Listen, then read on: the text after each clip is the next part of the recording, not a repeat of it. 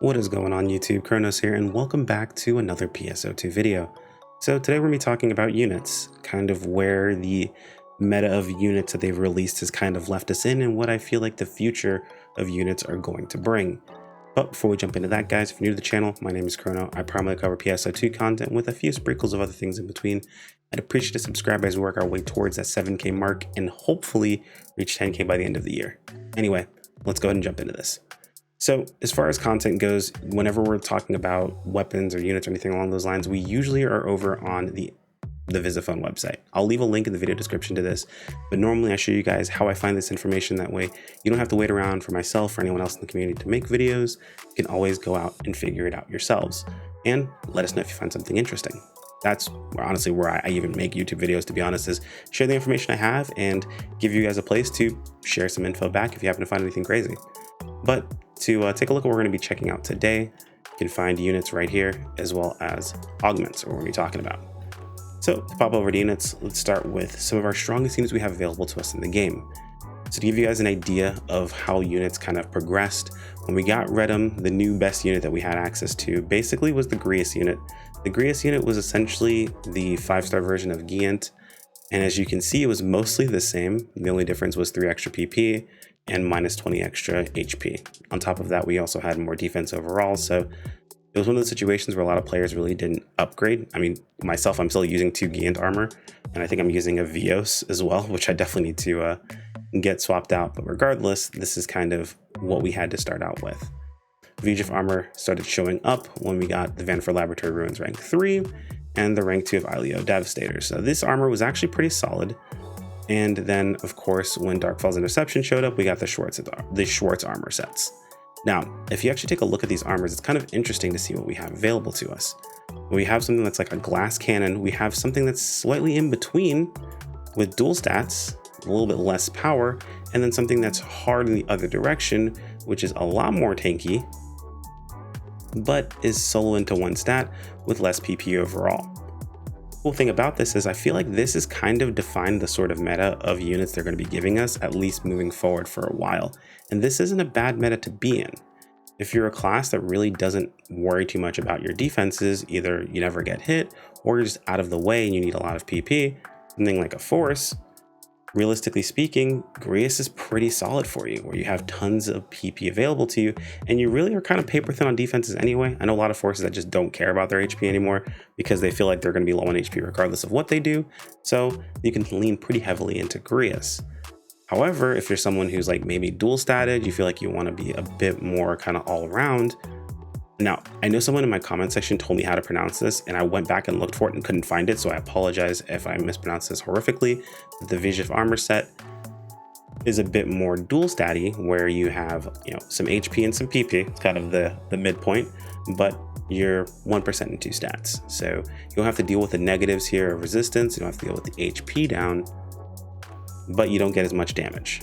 You do get some more, you get, some PP and a decent amount of HP with this process, but it's kind of like a midway point. So if you're someone who's playing like, say, a Bouncer or a Braver who's using dual stat and you want to be able to use both of them fairly well, you've got a good armor set here. Something like, Sheza for Bouncer, or possibly, Arga for Braver, where you can have access to both of those stats without having to go super hard into something like Grius, where you're going to be like paper thin on defenses. You have this option here available to you. Then you've got the Schwartz armor sets, where if you're going single stat and you're not super like needing of tons of PP, these are kind of a no-brainer. They have damage resistance, you've got a good amount of HP, you get some PP, not a ton, but you still have 2% of your main stat, which you only need of 1 stat if you're going hard on 1. But like myself, I primarily play Bouncer, playing Soaring Blades Bouncer, if I could speak today. It's been a long day of recording, but I primarily play Soaring Blades Bouncer and mostly melee classes, so going all in on just main stat melee is perfectly fine for me. Right now I'm using Giant, not Grius. I don't need these extra stats. This is basically kind of wasted, and to be perfectly honest, I've been pretty high on the amount of PP that I have, to the point where I actually have been pretty wasteful on it.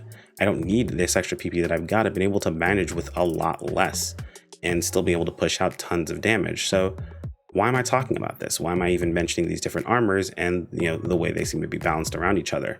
Well, I was looking at augments, primarily looking at souls, and I noticed something. The souls kind of make up for the armors in a way. Moving into Redum, we had HP souls. Now starting on Alio, we had PP souls basically. So Didal, Pedis, and Next were PP plus damage. And then moving into Redum, we had HP souls, Dust, Renus, and Ragras. Yeah, okay. I want to make sure I check the right ones here. We have HP souls respectively. And then we added Arati when Dark Falls came out.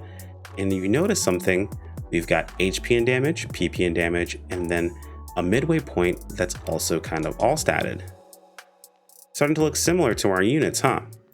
This is where we can do something cool, right? So let's say I was going to re-augment. If I had the money to re-augment all my gear and like set it up ideally, I would actually go Schwartz armor with a setup that had primarily weapon damage and PP. I would go with Didal Soul and then have that as my primary setup.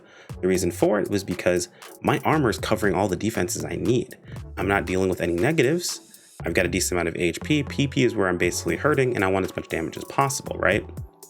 This ends up being fantastic. But let's say I'm playing Force as my main class. Now I can do something like Grius and I really don't care too much about my defenses. They're already paper thin. I could still go PP's main stats. I can go something like Next Soul. Or let's, take a step back. Let's say we're going with something like, I don't know, Tekker. Let's say we're going Tekker, right? Schwartz is not a bad choice. Reason for it is maybe you don't use as much PP as you would otherwise. You could go for something with HP and damage, and you got a decent amount of PP to work with.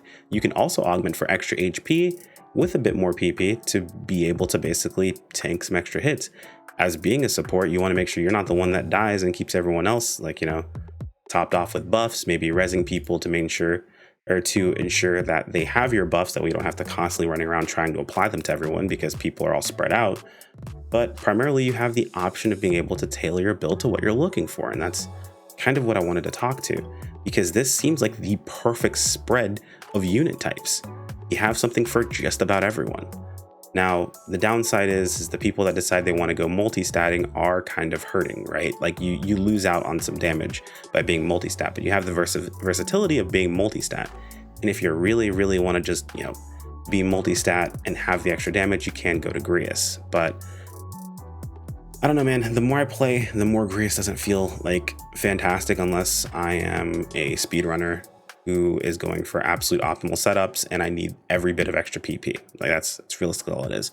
Because the difference in Grius versus Schwartz for me right now is the difference of 30 PP for a monstrous amount of HP. Like that's minus 40, 3 times if I was full Grius, which is 120 HP.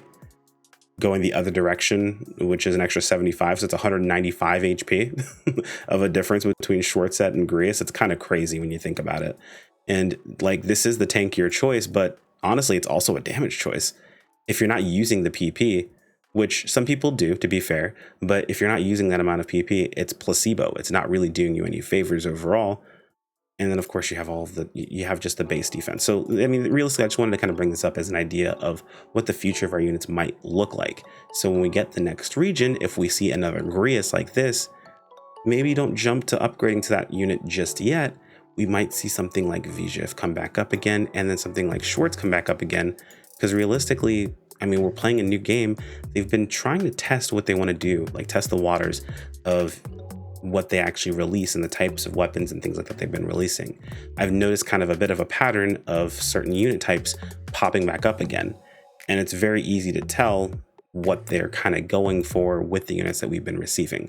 So let me know what you guys think in the comments below. I personally am going to be looking at these types of units more often as my go-to because I play primarily melee and I don't care about anything else. Anything else I'm just leveling doesn't need to be properly statted for me to do the most amount of damage because that's just that I'm leveling. Like, it's not that big of a deal. Anyway, guys, if you liked the video, toss a like, I'd appreciate it. Subscribe if you want to keep up with more. Let me know what you guys think about the future of what units possibly could be in the comment section, and I'll see you guys in the next video. Take care. Peace out.